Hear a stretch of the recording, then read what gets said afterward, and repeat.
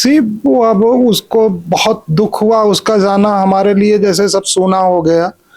और paper IT का छूट गया, उसका मैथ का जिस दिन पेपर हुआ उसी दिन वो फीवर हो गया उसको। कहता था मम्मी मुझे पॉपुलर होना है, 95+ हमको लाना है मम्मी, मैं यहाँ नहीं रहूँगा, मैं अमेरिका जाऊँगा, वहाँ रहूँगा, बड़ा साइंटिस्ट बनूँगा मम्मी। कोई नहीं कहेगा मम्मी मैं तुम्हारे लिए सब कुछ करूँगा मम्मी, 95+ लाऊँगा। है।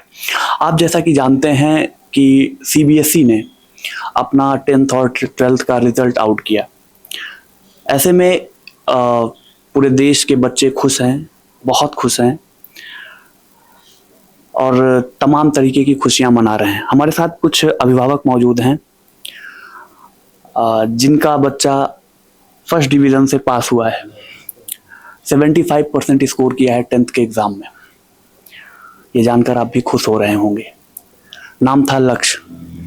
लक्ष्य हंसता था, लक्ष्य खेलता था, लक्ष्य पढ़ता था, खूब मन लगाकर पढ़ता था और उसकी पढ़ाई इतनी अव्वल थी कि हाई स्कूल के एग्ज़ाम में वो 75% स्कोर करने में कामयाब रहा।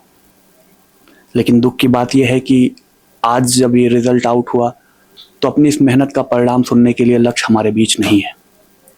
ऐसे में उनके पेरेंट्स हमारे साथ मौजूद हैं, उनसे हम बात करेंगे, जानेंगे कि लक्ष्य की इस उपलब्धि पर वो कैसा महसूस कर रहा है। सर स्वागत है आपका सुलभ भारत। जी नमस्ते सुलभ भारत। मैं लक्ष्य शर्मा का फादर हूँ और मेरा बेटा क्लास 10th में था। वो डिचन मस्कुलर डिस्ट्रॉफी नामक रेयर डिजीज का पेशेंट था। मैं यूं कह सकता हूं कि वो डीएमडी वॉरियर था, पेशेंट नहीं कह सकता हूं, क्योंकि डीएमडी एक ऐसा डिजीज है जिसमें कि पहले से डॉक्टर ने बताया था कि वो 16-17 ईयर होते होते शायद बच्चा इस दुनिया में नहीं रहेगा। तो हम उससे लड़ रहे थे, बच्चे को बहुत ट्रीटमेंट करवाया।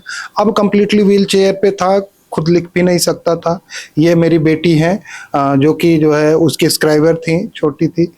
और बच्चा बहुत मेहनत किया, पीडब्ल्यू से कोचिंग लिया, डॉल्फिन पब्लिक स्कूल ने उसको एक अच्छा प्लेटफॉर्म दिया, बहुत सपोर्ट किया, नहीं तो शायद वो पढ़ नहीं पाता, पढ़ पाने की स्थिति में नहीं था। उसका पूरा श्रेय डॉल्फिन पब्लिक स्कूल को जाता है।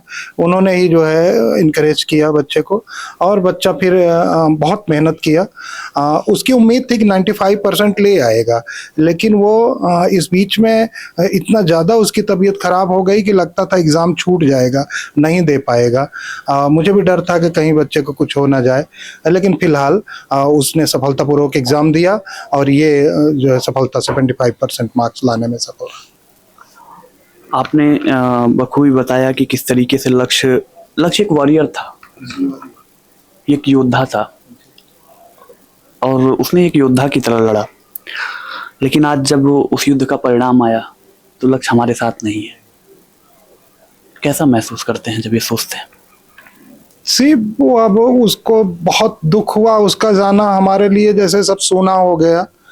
और पेपर आईटी का छूट गया, उसका मैथ का जिस दिन पेपर हुआ उसी दिन वो फीवर हो गया, उसको जीवित हो गया। उसका परिणाम देख के लगता है कि जैसे अभी मेरे साथ है, पुनः आ गया मेरे पास।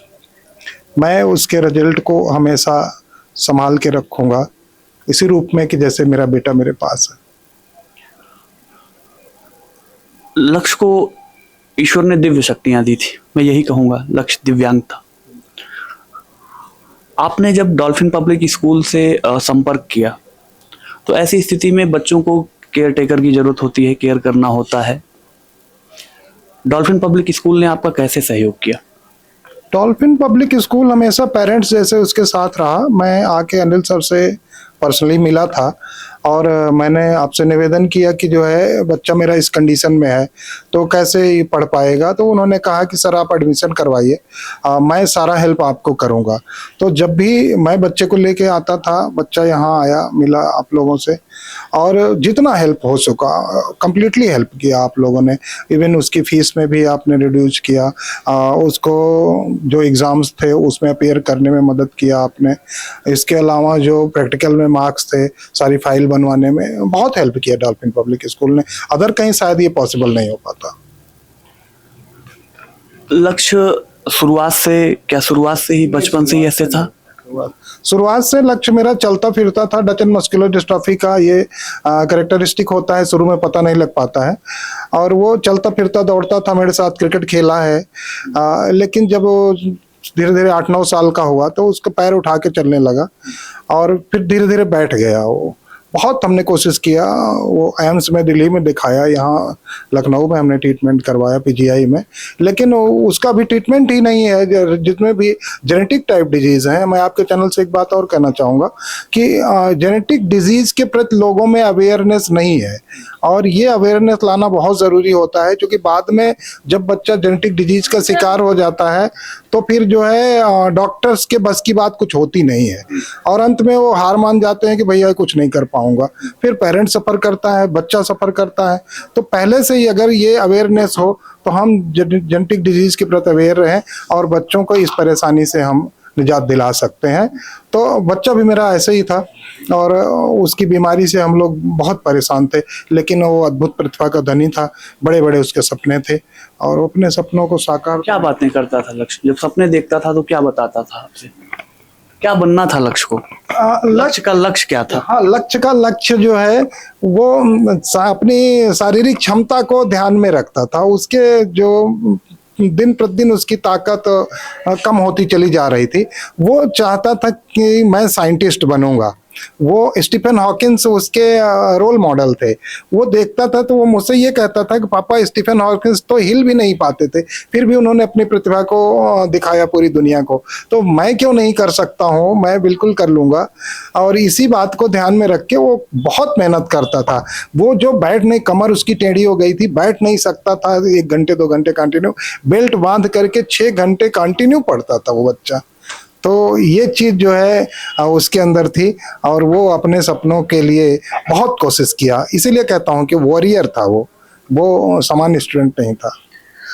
लक्ष्य एक योद्धा के रूप में जाने जाते रहे, और लक्ष्य एक वॉरियर के रूप में जाने जाते रहेंगे। और ऐसे में लक्ष्य की माता जी जो कि एक वॉरियर के रूप में वो भी हैं, वो भी हमारे साथ मौजूद हैं, हम उनसे बात करेंगे। मैम, सबसे पहले तो आपको बहुत बहुत बधाई। और आपके दर्द को समझना, महसूस करना ये बहुत कठिन है। इसके साथ साथ सबसे पहला प्रश्न मेरा आपसे यही है कि लक्ष्य का नाम लक्ष्य कब पड़ा, कैसे आपने रखा? लक्ष्य का नाम हमने रखा है लक्ष्य। आप बोलिए। पहला बेटा था मेरा, बहुत खुशी थी उसको लेकर, बहुत खुशी थी उसकी हर चीज़ को, सपनों को पूरा करना। लक्ष्य हमने उसका नाम रखा था। जैसे उसकी बीमारी के बारे में हम लोग जाने, खुद भी टूट गए थे, लेकिन हम माँ बेटी घर पे रहते थे अकेले, हर चीज़ करना हम लोगों का, उसको ब्रश कराना, उसकी एक्सरसाइज करना, उसको व्हीलचेयर बैठाना, उसकी कॉपी किताब उसको देना, उसको पढ़ाई में उसका पूरा सहयोग करना, हर चीज़ करना। उसके साथ बिताया हुआ पल बहुत याद आ रहा है। आज तो कुछ ज़्यादा ही उसकी याद आ रही है। लक्ष्य की दिनचर्या क्या होती थी? किस तरीके से वो पढ़ाई करता था? कैसे, कुछ अगर बताना चाहें आप तो।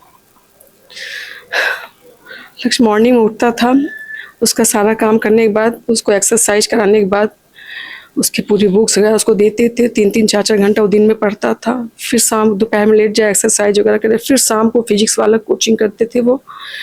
फिर ऐसे ही था, पढ़ते रहते थे वो। पढ़ने में उसके मन लगता था? पढ़ने बहुत ही ज़्यादा, पढ़ाई तो उसके लिए सब कुछ था।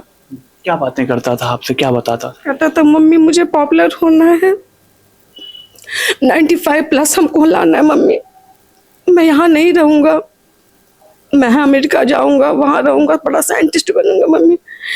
कोई नहीं कहेगा मम्मी मैं तुम्हारे लिए सब कुछ करूँगा मम्मी, 95+ लाऊँगा। अपने आप में गौरवान्वित महसूस कर रहा है। ऐसे में आप क्या महसूस कर रही हैं लक्ष्य की इस उपलब्धि को लेकर? हमको खुशी है कि मेरा बच्चा इतने अच्छे नंबर से पास हुआ, फर्स्ट आया। बहुत खुशी है। जहाँ भी मेरा बच्चा हो वो भी देख रहा होगा कि हाँ कितना किया, नहीं बोल पाएंगे।